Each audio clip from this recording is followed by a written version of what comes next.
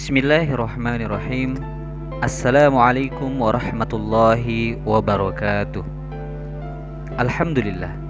Pada kesempatan kali ini saya ingin menceritakan tentang kisah Nabi Muhammad SAW bersama para sahabat.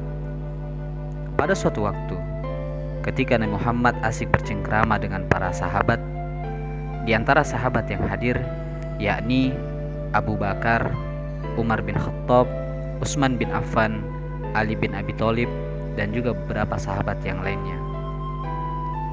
Kemudian Nabi Muhammad menceritakan seseorang yang sangat-sangat istimewa, di mana apapun doanya pasti dikabulkan oleh Allah Subhanahu wa taala.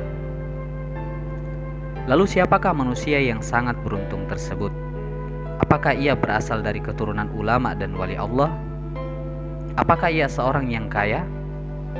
Apakah ia seorang penguasa sebuah negeri yang besar?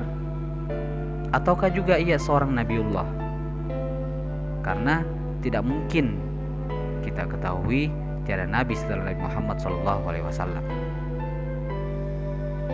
Akhirnya sahabat bertanya-tanya, siapa sih orang yang sangat beruntung ini? Dari manakah asalnya? Dan kapankah dia datang? Singkat cerita, ketika sedang bercengkrama kepada sahabatnya, Nabi bersabda, "Hai Umar, kelak jika engkau mendapati orang tersebut, maka mintalah kepadanya barokah dan doa kepada Allah. Sebab orang itu seandainya meminta kepada Allah agar dunia ini dikiamatkan, maka Allah pun akan mengabulkan doanya." Lalu Nabi pun melanjutkan, seandainya orang tersebut bersumpah kepada Allah atas sesuatu, maka Allah pun menerima dan mengabulkannya. Cerita pun berlalu. Pada masa Khalifah Abu Bakar, orang tersebut belum juga diketahui. Nanti setelah pemerintahan Umar bin Khattab, Umar yakin bahwa dialah yang akan mendapati orang tersebut karena namanya disebut oleh Rasulullah SAW pada saat bercengkrama. Umar teringat ucapan Nabi tentang orang tersebut yang berasal dari Yaman.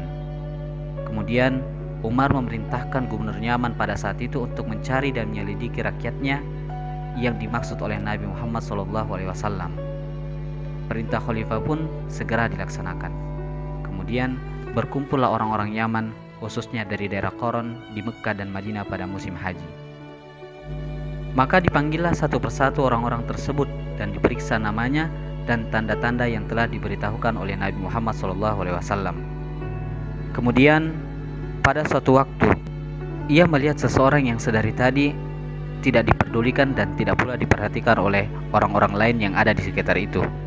Kemudian khalifah pun memanggilnya dan bertanya tentang namanya. Namun orang tersebut tidaklah menjawab. Sampai 3 kali Sayyidina Umar bertanya, barulah dijawabnya, "Nama saya Uwais." Umar pun meminta untuk mengangkat tangannya karena Rasulullah memberi tanda bundar putih sebesar uang logam, dan ternyata tanda itu terdapat dalam ketiak Uwais. Maka seketika itu pun Khalifah Umar bin Khattab memeluknya dan menangis sambil berkata, "Engkaulah yang dijanjikan Rasulullah SAW.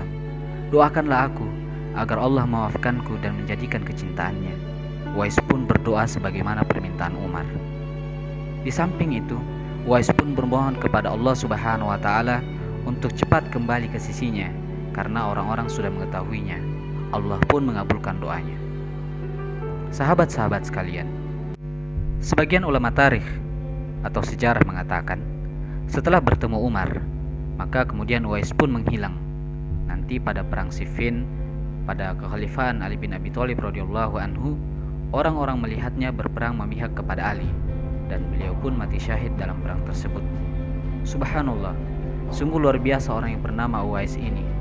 Lantas apa amalan yang dilakukannya?